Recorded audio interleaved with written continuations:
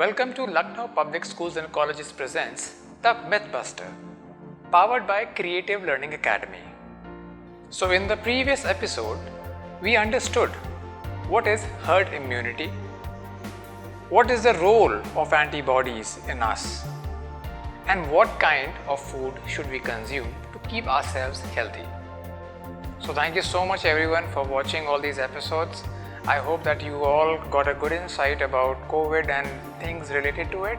Dr. Sumit, आपका बहुत बहुत स्वागत है. थैंक यू सर, ये हमारा इस सीरीज़ का लास्ट एपिसोड है. ओके और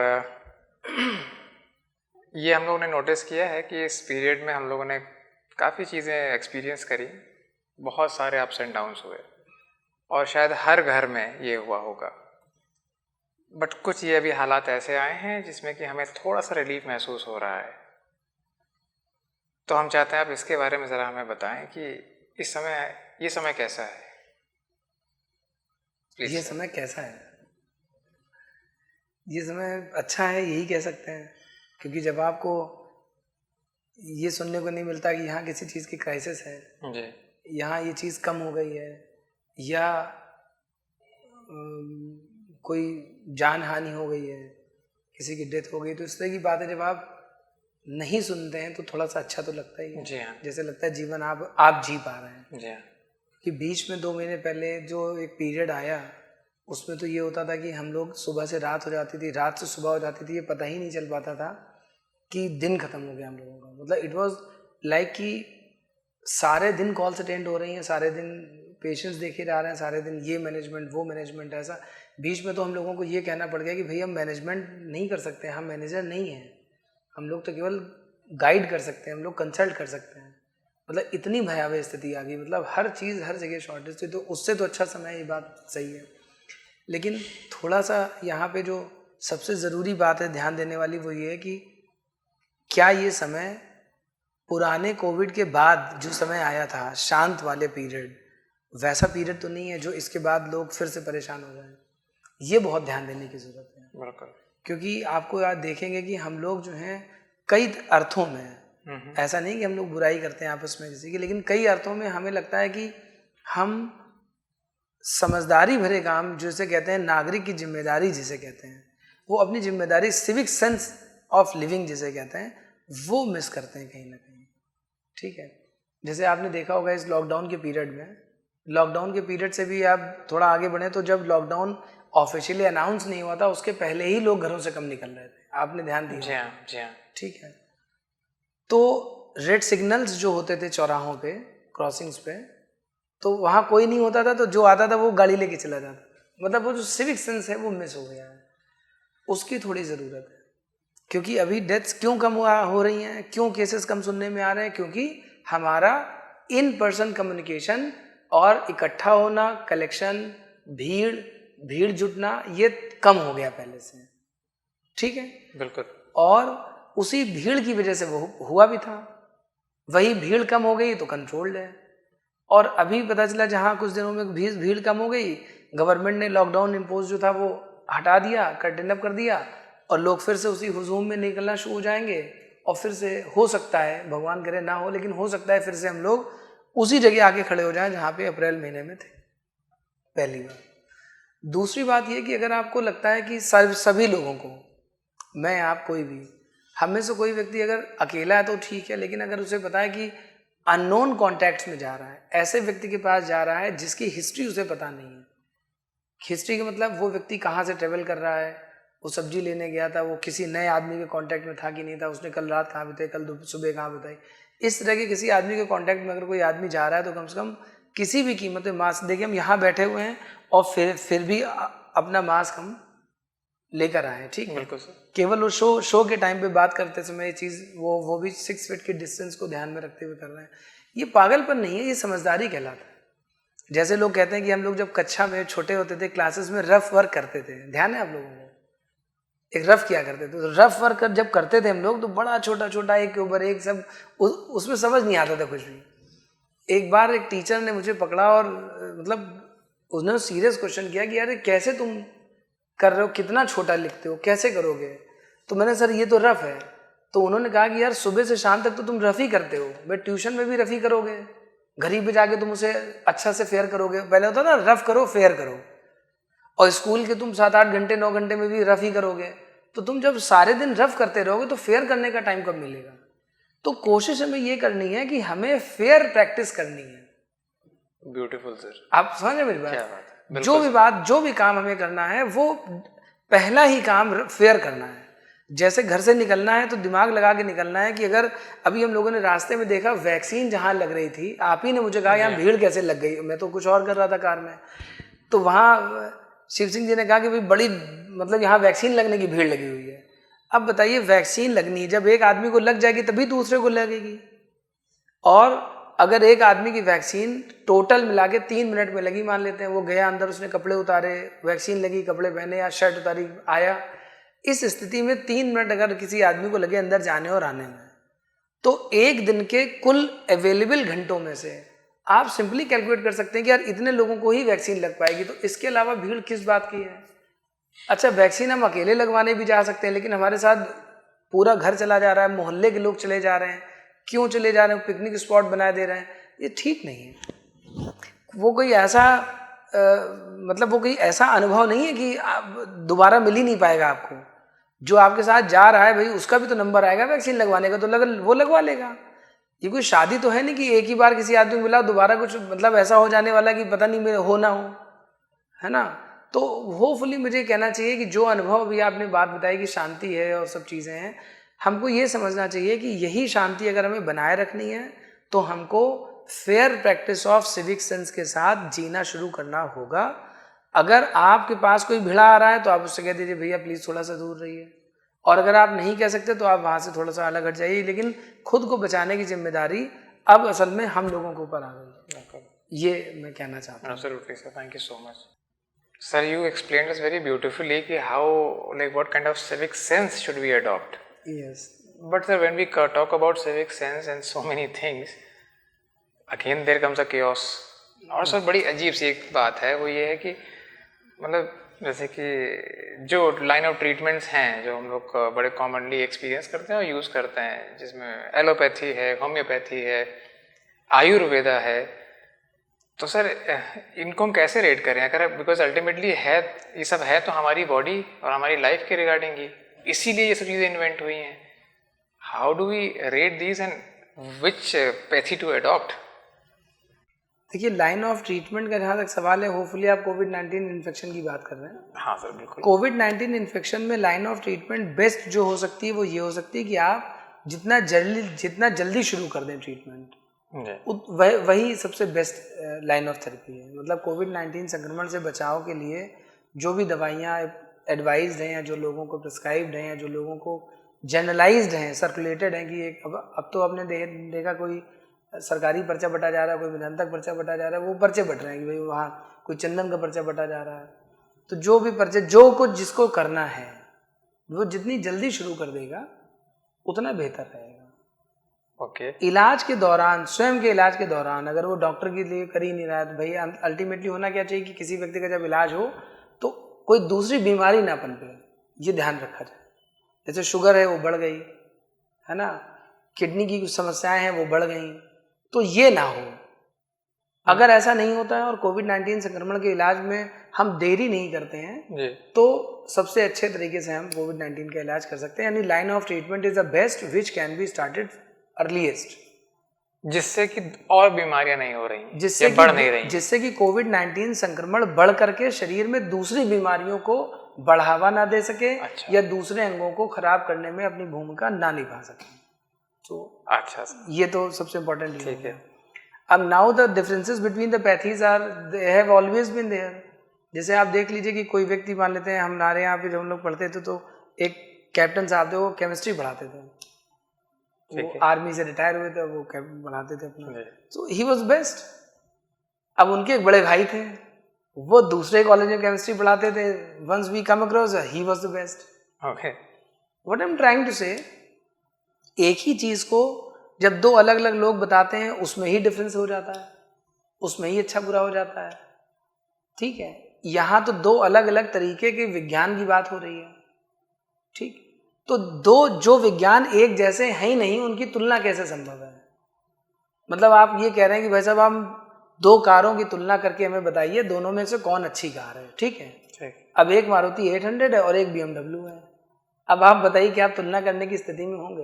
बिल्कुल भी नहीं। मतलब दोनों का, सिवाय इसके कि वो दोनों गाड़ियां वो दोनों बैठ के गाड़ियां जा सकते हैं आप है इधर ना? से उधर। कोई भी आदमी प्रथम दृष्टया ये कह सकता है कि भाई BMW बेस्ट कार है, लेकिन at the cost of what? आप 40 लाख रुपए में मारुति 800 कम से कम 20 तो खरीद ही सकते रहे होंगे।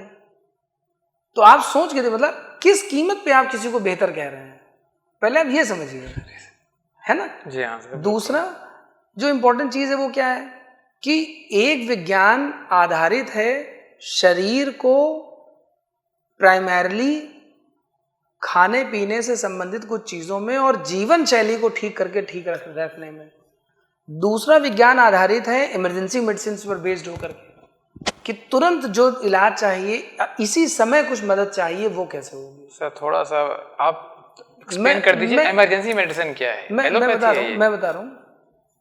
जैसे किसी का एक्सीडेंट हो गया सड़क पे, ठीक, अब उसके घर वालों को तो आप तब बुलाएंगे जब बुलाने का मौका मिलेगा। उस समय उसको अस्पताल लेके कौन जा रहा है, वो इंपॉर्टेंट है ना आदमी। बिल्कुल। आप लाख पैसे वाले हो, लाख पहुंच वाले हो, लेकिन वो आदमी जो उसे इलाज के लिए अस्पताल लेके जा रहा है, या जो आदमी आपके लिए फोन कर रहा है, हम कह रहे हैं ना लेके जाए, उसका मोबाइल लेके कोई फोन ही कर दे आपको ताकि आप आ सकें समय से, उससे ज्यादा इंपॉर्टेंट कौन है बताइए मुझे? क्या उसके घर वाले भी इंपॉर्टेंट हो सकते हैं? नहीं हो सकते। उसी तरह से अब क्या मैं नाम लेके कहूँ, नेसेसरी हो सकता है मेरे खिलाफ ट्रोलिंग शुरू हो जाए, मैं क्योंकि उसका हिस्सा नहीं बनना चाहता। एक साइंस है जिसने अपने आप को तुरंत की गई मदद के तौर पे, बीमारी के बदले तुरंत जो आराम दिलाए उसके तौर पे खुद को स्थापित किया है, और उसने अपने आप को साबित भी किया है। और वो खुद कहती है कि हम इमरजेंसी मेडिसिन हैं। कैसे? कि आप हमें खाने के तरीके सुबह दोपहर शाम थोड़ी ना खाएंगे, तो वो बेस्ट है। दूसरी तरफ एक साइंस है, वो ये कहती है कि अगर आपको हमसे गोली भी चाहिए तो आप सुबह से शाम तक कम से कम 8-9 घंटे, 4 घंटे, 2 घंटे, आधे घंटे में एक गोली बनाइए, पीसिए, ढूंढिए, खाइए, निकालिए। तो आदमी खुद ही पक के कह देता है भैया हम नहीं कर पाएंगे। तो what I am trying to say कि आदमी आसानी ढूंढ रहा है, उस आसानी के लिए एक रेमेडी अवेलेबल है, एक साइंस अवेलेबल है, और वो साइंस अपना काम कर रही है।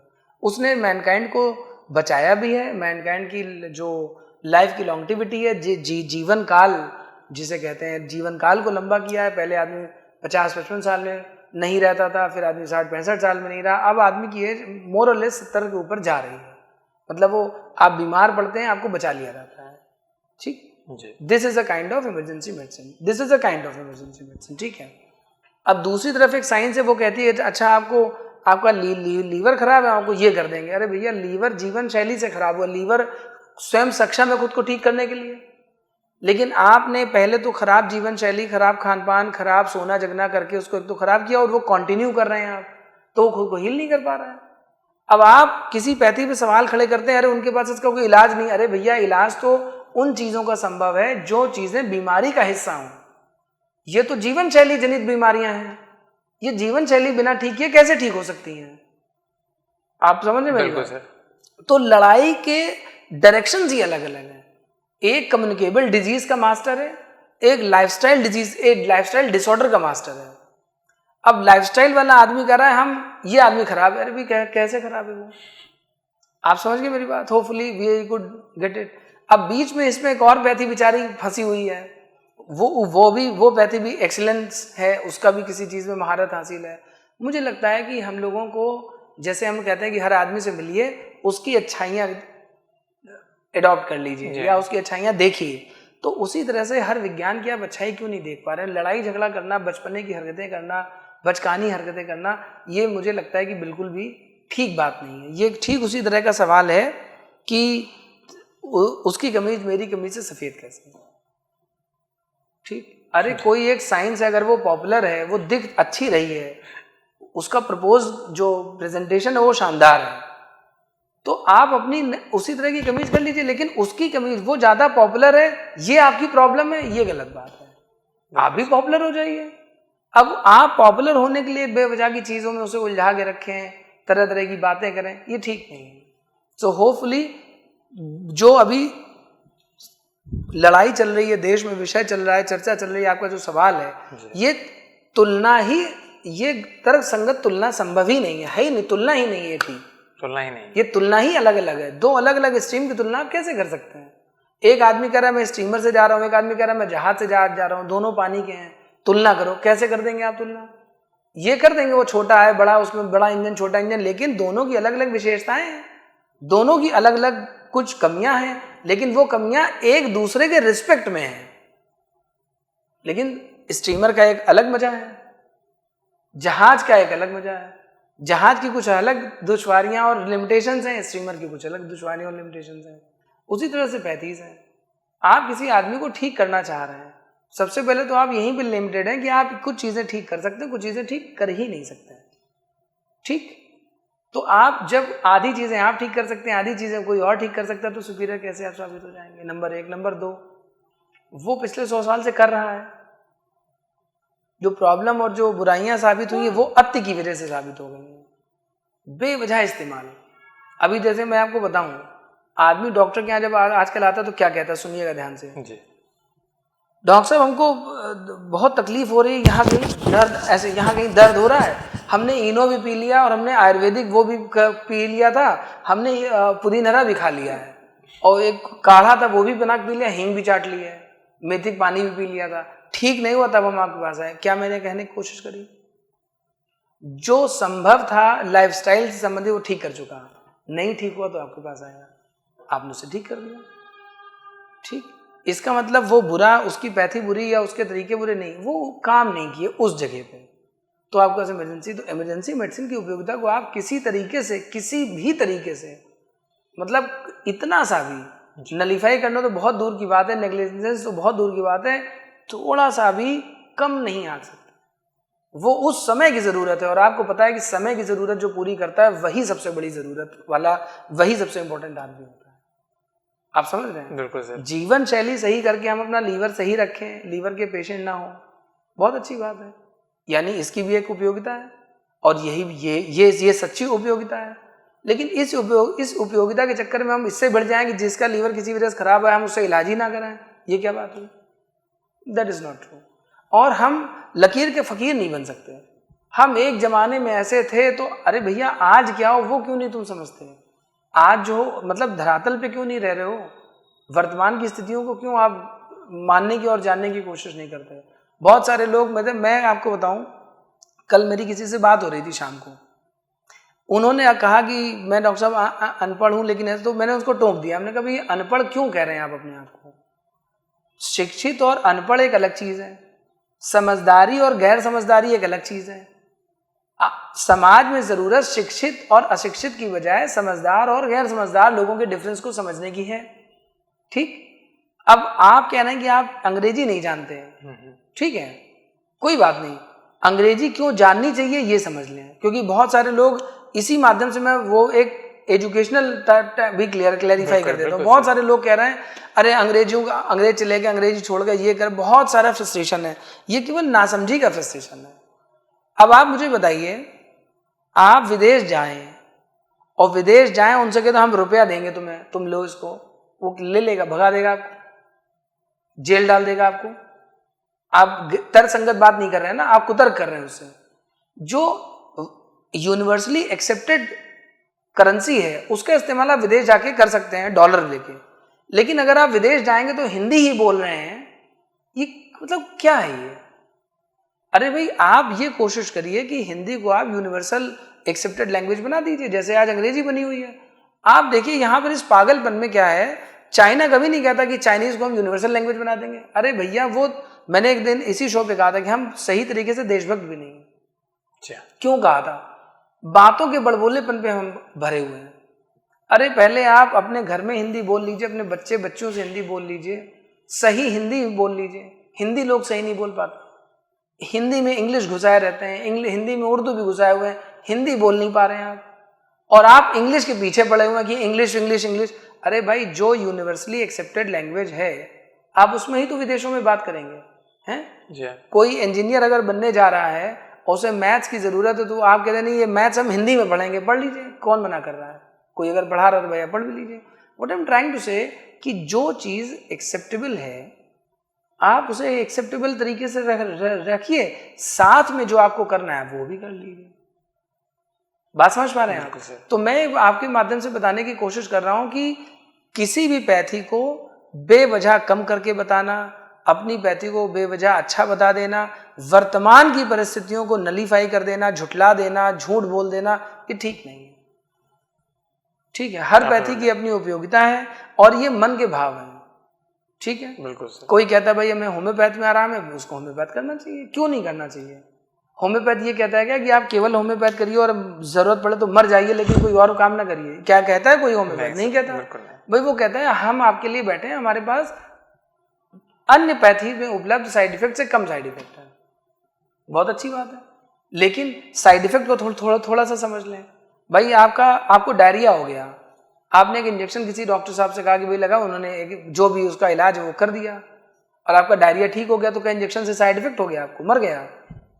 ये बात समझने की जरूरत है कि जिस साइड इफेक्ट की बात इस समय हो रही है किसी पैथी के, वो साइड इफेक्ट अति का परिणाम है, उस पैथी का परिणाम नहीं है। पैथी तो कोई भी हो वो चाहती है कि हमारा मरीज हमसे ठीक हो। जी हाँ। मैं आपके शो में आता हूँ, आप मुझे बुलाते हैं, क्यों बुलाते हैं? कि आपका शो देखे ही ना जाए, इसलिए तो नहीं बुलाते ना। तो मेरी जीत कब है? जब हमारा शो देखा जाए।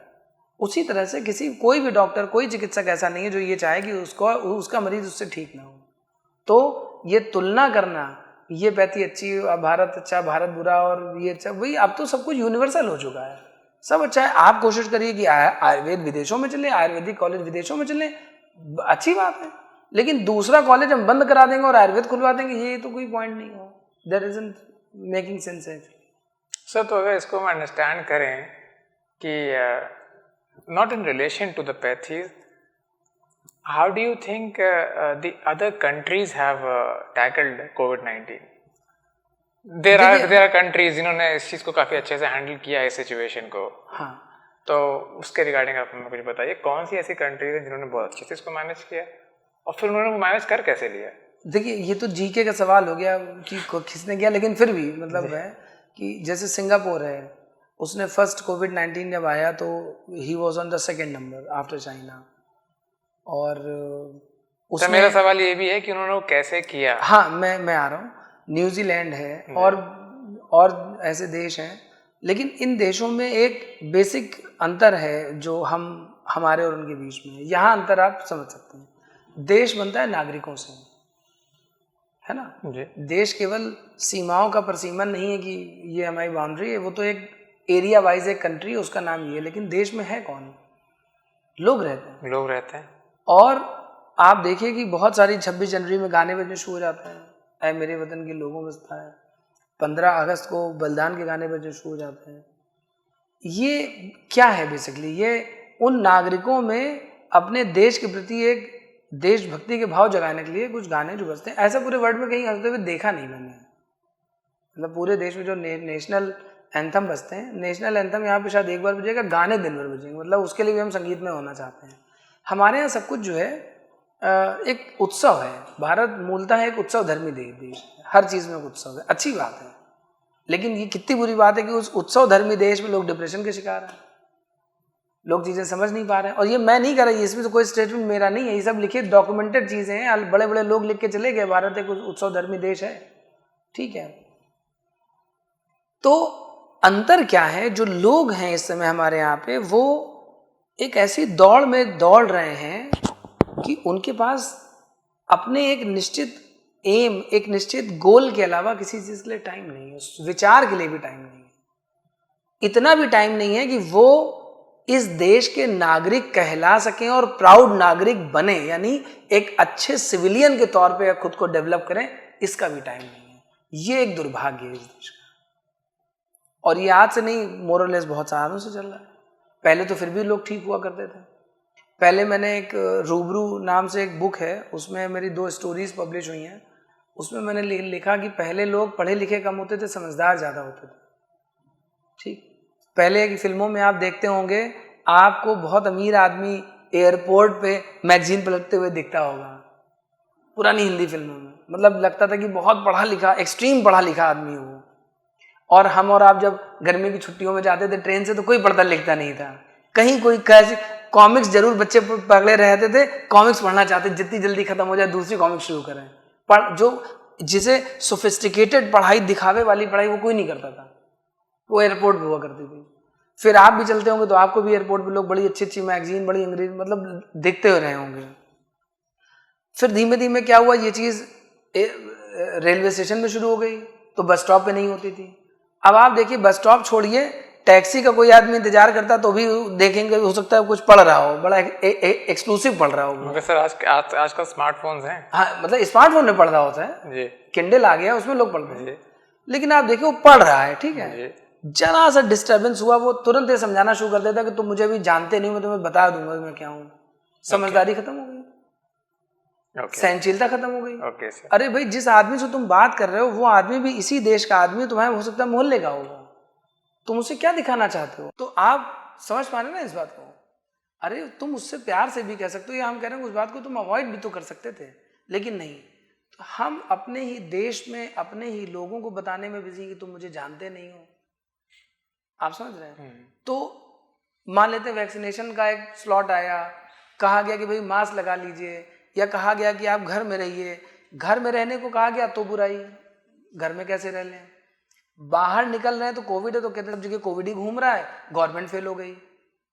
मास्क लगा लो, अरे मास्क ही सबको थोड़ी निकल लेगा, दम निकला जा रहा है मेरा, मास्क सब घटिया क्वालिटी के। अरे तुम ढूंढ लो अच्छे मास्क, तुम अमेजन और सब कुछ करते तो रहते हो 24 घंटे, ये नहीं कर सकते क्या? ठीक, what I am trying to say कि जो बाकी देशों की तुलना में जिन देशों ने इसे बहुत अच्छे से हैंडल कर लिया, उन देशों के लोग अगर आप पैरामीटर वाइज देखें, सिविक सेंस के मुताबिक देखें, तो उन लोगों के देशों के जो सिविक सेंस हैं, उन मानकों पे वो देश बहुत ऊंचे उतरते हैं, ऊंचे खड़े उतरते हैं। उसमें सिंगापुर भी है, उसमें न्यूजीलैंड भी, और भी कंट्रीज हैं जिनका भी हम जैसे साउथ कोरिया है, ठीक है। लेकिन ये इन देशों में इस तरह की चीज़ें जैसे हाथ धोना या अपने आप को प्रॉपरली सैनिटाइज करना, दूर से एक सेफ डिस्टेंस से बात करना, ये सब चीज़ें बड़ी कॉमन प्रैक्टिस में है बहुत लंबे समय से। आप बात समझ रहे हैं? समझ रहा हूं। तो क्या मैं भारत की बुराई कर रहा हूँ? जैसे भी किसी ने कहा कि क्या हम आयुर्वेद बुराई कर रहे हैं, नहीं भाई, आईना दिखाने में क्या प्रॉब्लम है, और आईना देख लेने में क्या प्रॉब्लम है, ठीक है। तो मेरा ये कहना है कि अभी ज़रूरत हम लोगों को ये है कि हम एक अच्छे, समझदार और जिम्मेदार नागरिक का फर्ज निभाएं। कुछ अगर नहीं हो सकता है तो इतना कर लें कि 6 फीट की दूरी, अगर अननोन आदमी से मिल रहे हैं तो मास्क, भीड़ में जाने से बचें, और सैनिटाइजर का उपयोग करें, या बिना हाथ धोए चेहरे को ना छुएं। इतना तो कर ही सकते हैं। यही डे 1 से था, यही आज है, ये कल रहेगा, और यही आगे प्रैक्टिस में आना चाहिए, तभी चीज़ें कंट्रोल हो सकती हैं। तो hopefully we have covered this. Sir एक चीज़ मगर ये बताइए ज़रूर कि जब ये कंट्रीज भी हैं, क्योंकि हम ये सवाल क्यों उठा रहे हैं, क्योंकि हम जानना चाहते हैं, हम आईना भी दिखा रहे हैं और हम ये जानना चाहते हैं कि इन कंट्रीज ने इसको डील किया कैसे। जब वो लोग कोई एक्शन ले रहे थे, वो एक्शंस क्या थे, वो सिविक सेंस कहाँ से आया, वो सिविक सेंस क्या है, किस एंड पे है? देखिए, वो जो सिविक सेंस है वो तो लोगों का है, लोगों को अपने कंट्री से प्यार है, उनकी गवर्नमेंट ने जो कहा उन्होंने किया जी, उसमें बेवजह सवाल नहीं खड़े किए। ठीक है। Civic sense is this sense कि आप जिस स्टेट में हो उस स्टेट की आप बात मानिए जी। जहाँ तक गवर्नमेंट की उन्होंने क्या किया, तो उनके अब जैसे कुछ चीज़ें हैं जहाँ पे, जैसे अब हम लोग यहाँ बिजी थे जब बाकी काम करने पे, तो सिंगापुर फर्स्ट वेव के बाद जब सेकेंड वेव चल रही थी, तो उस टाइम पे वो इंगेज था ये तय करने में। अब उनके यहाँ का जो स्ट्रक्चरल है, कॉलोनाइज स्ट्रक्चर जो है वो बड़ा शानदार है। उन्होंने क्या किया कि एक पर्टिकुलर जगह के सीवर को टेस्ट किया, और अगर उसमें कोविड वायरस मिला तो वो ये नहीं न्यूज़ छाप रहे हैं कि मलमूत्र में कोविड-19 वायरस मिला, डेड था और ये फैलता नहीं, ये सब न्यूज़ नहीं छाप रहे हैं। वो ये देख रहे हैं कि अगर इस एक इलाके के सीवर में, मलमूत्र में कोविड-19 वायरस है, डेड या अलाइव, इससे कोई फर्क नहीं पड़ता। इसका मतलब इस जगह के आदमी में से किसी आदमी को कोविड है जो फैला सकता है। जगह सील हुई, सबके रैंडमाइज टेस्टिंग कर डाली गई। हम लोगों के यहाँ ये कहा जा रहा है तुम्हें टेस्ट हो रहे, तुम बताना मत किसी को, क्योंकि हमारे यहाँ सबको पता है कि अगर हमने बता दिया तो अगला आदमी में कुष्ठ का रोग ही समझ लेगा, हो सकता है टीबी में पेशेंट समझ ले, हो सकता है इतना छूत समझ ले, अरे भैया जिस आदमी को मदद की ज़रूरत है तुम उस आदमी को इतना, जैसे कह रहे हो तुम भिखारी, तुम दूर चले जाओ हमसे, ये ठीक नहीं है। तो सिविक सेंस ठीक था, तो उन्होंने, उस कंट्री ने ऐसे रीज़न, ऐसे तरीके अपनाए जिनसे कि वो उसको कंट्रोल कर पाए। आप समझ पा रहे हैं ना? Absolutely, तो आप ये, समझ पा रहे हैं बिल्कुल। हाँ, तो ये सब कुछ डिपेंड इस बात पे कर रहा है कि आप अपने कंट्री के लिए कितने ज़्यादा कोऑपरेटिव हैं, राइट, उसके रूल्स के लिए कितने ज़्यादा कोऑपरेटिव हैं। Absolutely. So this is how they could manage better than us. Thank you so much sir, thank you so much for this. Welcome, welcome. So sir, like now there have been cases where people had actually recovered from COVID-19, Okay. but eventually maybe of some complications they still lost the battle against it. Okay. So what do you have to say on that? Actually there is nobody who can say on this, मतलब nothing has to be said on this actually, because see, suppose कि हम किसी का accident हो गया, traumatic condition है, ठीक है, और उसका ब्लड लॉस हो गया। ब्लड लॉस होने से क्या हुआ कि वो व्यक्ति का ब्रेन कोमा में चला गया, ऑक्सीजन की सप्लाई कम हो गई सपोज। अब हमने कहा कि हम बोतलों खून चढ़ा दे रहे हैं, तो क्या जो ऑक्सीजन ब्रेन का जो हिस्सा डेड हो चुका है वो खून चढ़ाने से जी जाएगा? तो नहीं जिएगा। उसी तरह से क्या है कि कोविड इन्फेक्शन ने शरीर को कई तरीके से मतलब परेशान किया। जो प्री एग्जिस्टिंग डिजीज थी, जैसे एज खुद में एक बीमारी है, ठीक है जी, क्योंकि वंस समवन एजेस एक्चुअली बहुत सारी फ्रेजिलिटी इश्यूज हैं जो उसके साथ पनपने लगते हैं। मसल लॉस होता है, मतलब बहुत सारी चीज़ें पनपती हैं। आपने कभी देखा होगा बहुत स्वस्थ, हर काम स्वयं से करने वाला भी कोई 70, 75, 80 साल का आदमी, उसकी चाल हमेशा बहुत स्लो हो जाती है। देखने में स्वस्थ है, सारे काम खुद करते हैं, क्यों ऐसा? क्योंकि मेडिकल साइंस में ये भी एक बीमारी के तौर पे डिफाइंड हो चुकी है। उसको भी हम ये मंच नहीं जहाँ पे हम लोग इसके ऊपर बात कर सकें। What I am trying to say कि कोविड-19 संक्रमण जो है, इसने शरीर को कई तरीके से नुकसान पहुंचाया है, और उसी नुकसान पहुंचाने के क्रम में इतना ज़्यादा सीवियर डैमेज ये कर देता है। उस कोविड-19 संक्रमण यानी वायरस तो शरीर से नष्ट हो गया, हमने दवाओं के माध्यम से या मैंने अपनी इम्यूनिटी के माध्यम से उसे जीत लिया, लेकिन जो दूसरे अंगों पे उसका प्रभाव पड़ा, उसकी वजह से होने वाले जो कॉम्प्लिकेशंस हैं, उसकी वजह से मरीज अपना जंग हार जा रहा है इससे। तो इसमें मतलब यही एक कारण है। तो बस अल्टीमेटली यही कहना है कि कोशिश करिए और भगवान से भी मनाइए, और अपनी जो सिविक सेंस हमने अभी आज के प्रोग्राम में बोला, अपने रिस्पॉन्सिबिलिटी ऑफ सिविक सेंस को मत भूलिए कि कोशिश करिए कि कोविड-19 इन्फेक्शन ना हो। यही उसका एक मतलब चारा है सर। क्योंकि and adding to this the same question, अब जब कोई पेशेंट ऐसा है जो कि शायद सिम्टम्स ना दिखा रहा हो, ठीक है, मगर फिर भी टेस्ट अगर कराया गया तो वो निकल आया, but there are no symptoms, so how should that person be responding if that person has been tested positive but no symptoms? देखिए, किसी भी बीमारी के लिए मेडिकल साइंस में दो तरह के बीमारी को परिभाषित किया जाता है, सिम्टोमेटिक बीमारी और एसिम्टोमेटिक, यानी लक्षण प्रकट करने के साथ जो बीमारी होती है वो बीमारी, और लक्षण प्रकट ना करने वाली बीमारी। तो हम लोग आमतौर पे कहते हैं कि जो सिम्टोमेटिक बीमारी वो जरा ठीक होती है आमतौर पे, कि भाई जब जैसे किसी का बीपी बहुत बढ़ा हुआ है और उसको सर दर्द होता है या चक्कर आते हैं या आंख से धुंधला दिखता है, तो वो क्या करेगा? अपने को डॉक्टर के यहाँ लेके जाएगा, चेकअप कराएगा, तुरंत बात पकड़ में आ जाएगी। किसी को उल्टी होनी शुरू हो जाती है। अब किसी को पता ही नहीं कि उसका बीपी 180 और नीचे का 101, 102, 110 हो रखा है, उसको पता ही नहीं है। तो दो तरह के मरीज हो गए। इसी तरह से कोविड में भी होता है, symptomatic Covid patient, asymptomatic Covid patient, ठीक है। कोविड पेशेंट्स में माना जाता है कि जब कोई मरीज लक्षण प्रकट नहीं करता है तो वो मरीज कैरियर नहीं बनता है, क्योंकि उसका शरीर उस कोविड-19 इन्फेक्शन को पूरी तरह से जीत चुका है, ठीक है। जैसे कहा जा रहा है कि जब वैक्सीन लगेगी तो वैक्सीन लगने के बाद आदमी की इम्यूनिटी उससे जीत जाएगी और वो कोविड-19 पॉजिटिव होते हुए भी नहीं होगा, मतलब कॉम्प्लिकेशंस नहीं होंगे और ऑल दैट। सेम वे अगर कोई व्यक्ति एसिम्प्टोमेटिक पॉजिटिव है, यानी उसको लक्षण नहीं प्रकट है लेकिन उसके अंदर वायरस मिलते हैं कोविड-19 के, तो इस तरह के व्यक्ति किसी रूप में खतरनाक भी है कि भाई वो जहाँ जहाँ जाएगा वो सब लोग रिस्क में आ जाएंगे। लेकिन एक अलग तरीके से अगर देखें तो इसमें कोई रिस्क नहीं भी है, क्योंकि जब वो उसमें वायरस इस क्षमता में ही नहीं है कि वो उस व्यक्ति को ही प्रभावित कर सके, तो दूसरों को कैसे प्रभावित करेगा।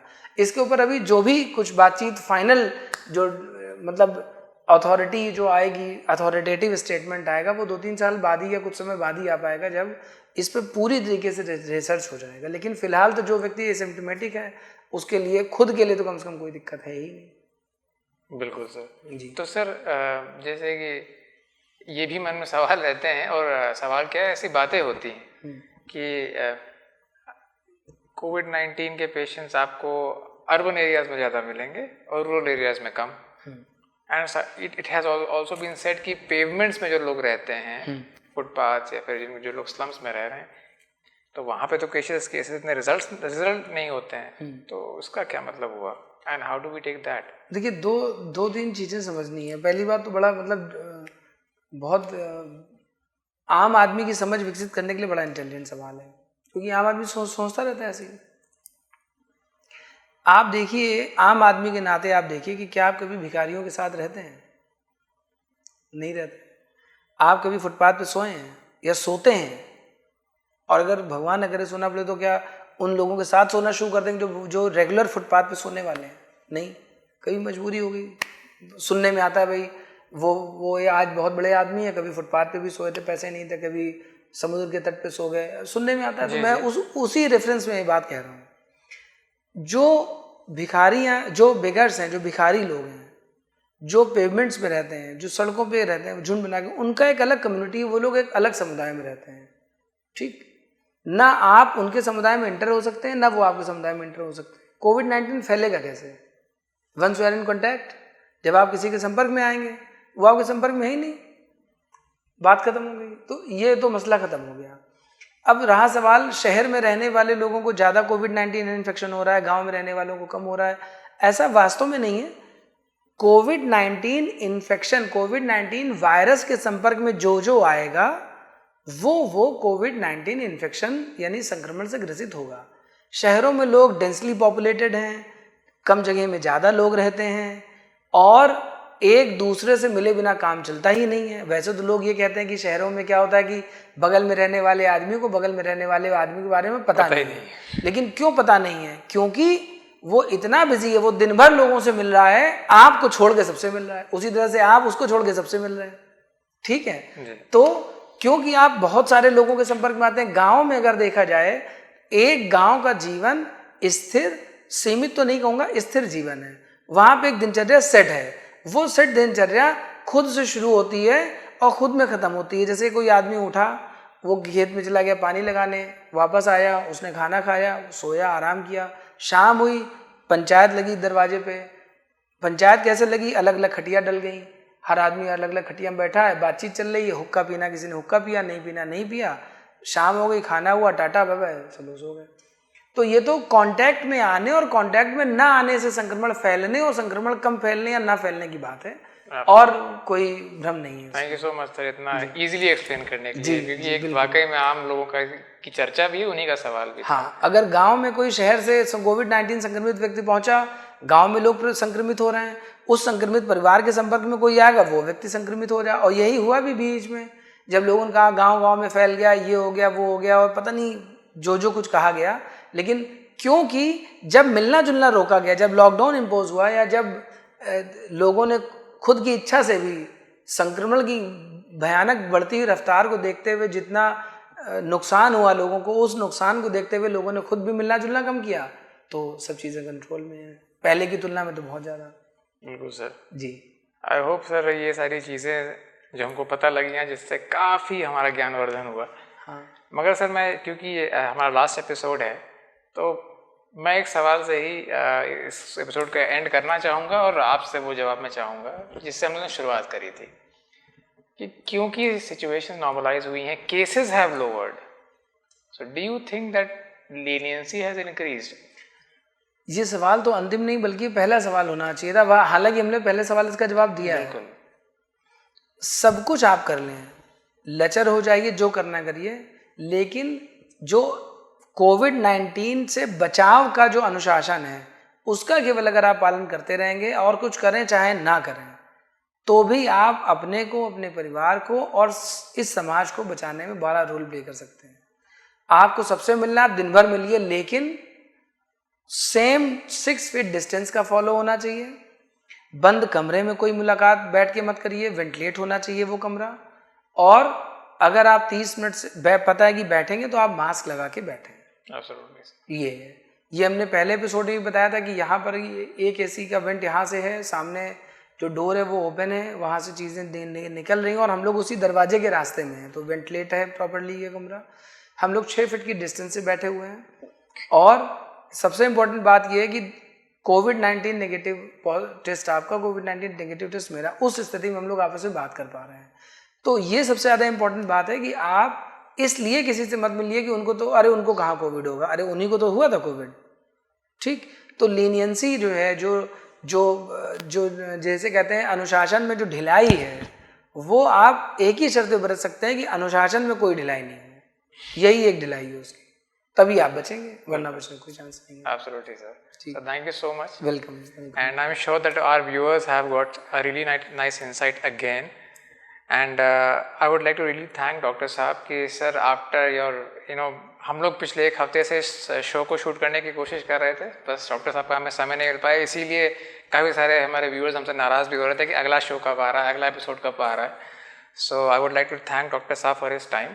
Thank you so much sir. मैं हर्षित से और अपनी टीम से और आप सब व्यूअर से भी माफ़ी मांगता हूँ कि बहुत लंबा अंतराल हो गया कि हम लोग नहीं मिल पाए और अब आज फाइनली मिले हैं, तो hopefully all is well if end is well. Absolutely. And we will be having more of such sessions on different topics related to health, emotional health, and everybody's well-being. So till then, this is our goodbye for this series, and stay connected and stay safe. Thank you.